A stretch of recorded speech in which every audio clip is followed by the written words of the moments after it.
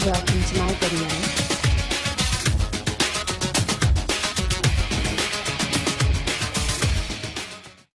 Sebelum mengerjakan, mari kita simak bacaan berikut ini.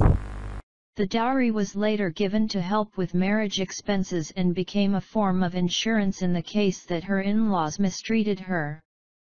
Although the dowry was legally prohibited in 1961, it continues to be highly institutionalized.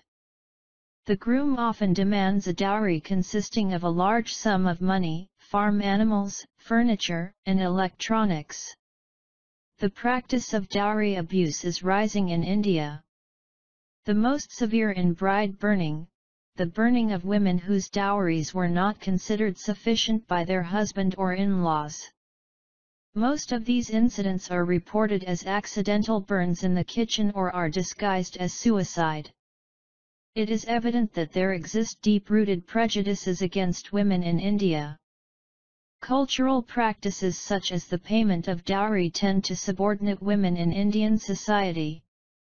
Though prohibited by law in 1961, the extraction of dowry from the bride's family prior to marriage still occurs. When the dowry amount is not considered sufficient or is not forthcoming, the bride is often harassed, abused, and made miserable. This abuse can escalate to the point where the husband or his family burn the bride, often by pouring kerosene on her and lighting it, usually killing her.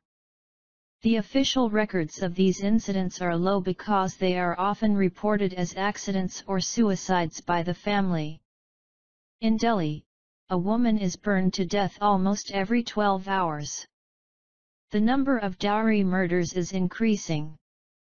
In 1988, 2,209 women were killed in dowry-related incidents, and in 1990, 4,835 were killed. It is important to reiterate that these are official records, which are immensely underreported. The lack of official registration of this crime is apparent in Delhi, where 90% of cases of women burnt were recorded as accidents, 5% as suicide, and only the remaining 5% were shown as murder.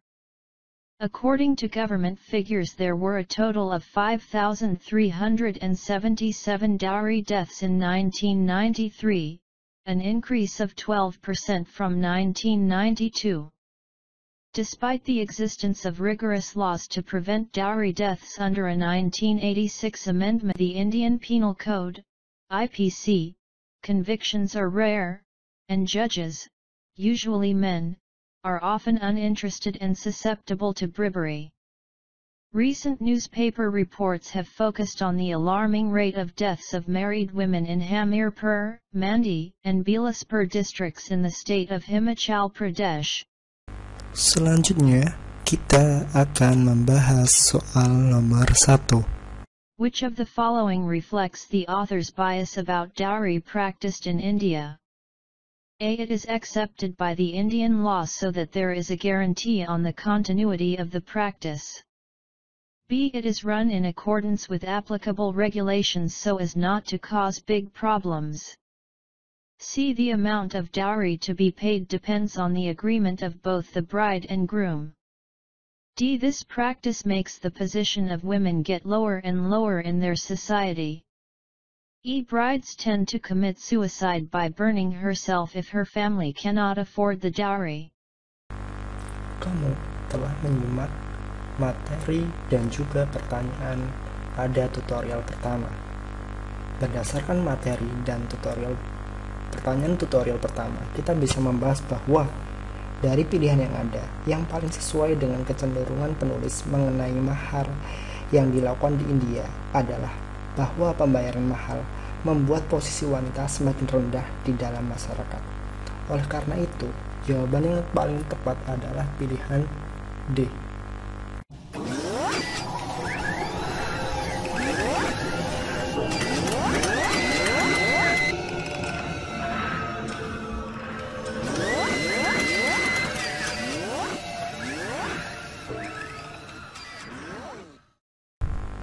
Selanjutnya, Mari kita simak soal nomor 2.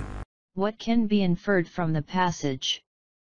A. All the criminal cases in India are caused by the insufficient amount of dowry given. B. Dowry is the insurance given by the bride to the groom after the marriage. C. Courts of India government take serious action on the crime caused by the dowry. D. The law imposed concerning to the ban of dowry is effective enough to decrease suicide. E. There is only a small percentage of dowry deaths uncovered in the court. Kamu telah menyimak soal nomor 2. Kesimpulan yang paling sesuai dengan teks adalah bahwa hanya ada sedikit persentase mengenai kasus kematian yang disebabkan kurangnya pembayaran mahar yang diungkapkan di pengadilan. Jadi, jawaban yang benar yaitu pilihan E.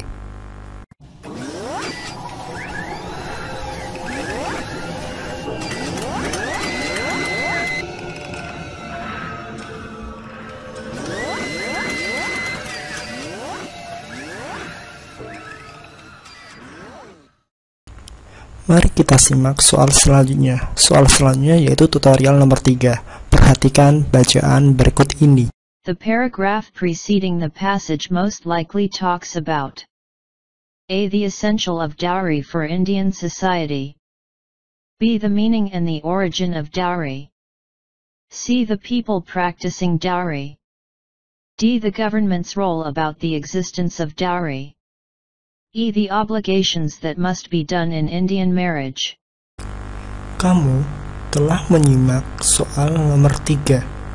Dari kalimat pertama bacaan tersebut bermakna mahar kemudian diberikan untuk membantu biaya pernikahan dan menjadi bentuk asuransi jika mertuanya menganiaya dia.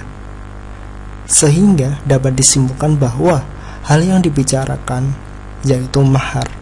Oleh karena itu, jawaban yang benar yaitu pilihan B.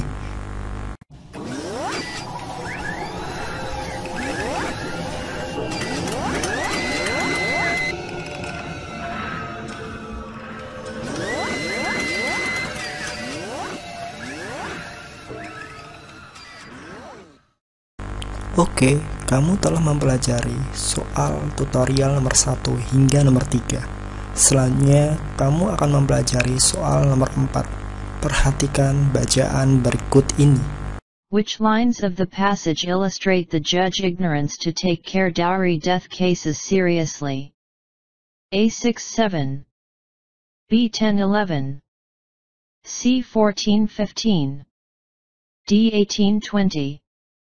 E. 22-24. Kamu telah menyimak soal tutorial nomor 4. Kalimat yang menunjukkan ketidakpedulian hakim dalam menangani kasus kematian yang disebabkan oleh dowry secara serius ditunjukkan pada kalimat baris 22 hingga 24. Oleh karena itu, jawaban yang benar yaitu pilihan E.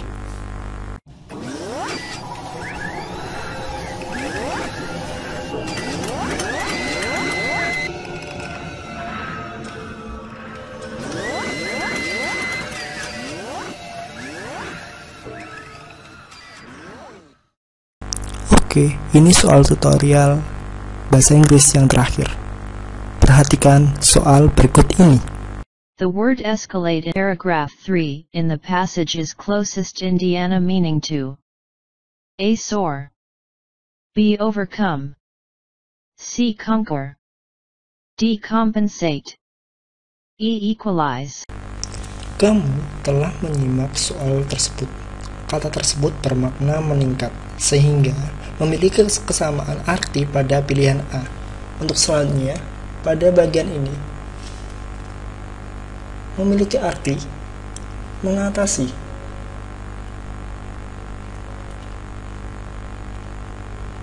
Selanjutnya, pada bagian ini memiliki arti memenangkan.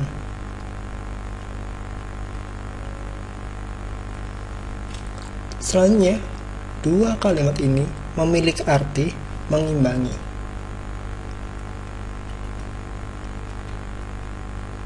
Demikian pembahasan tutorial bahasa Inggris.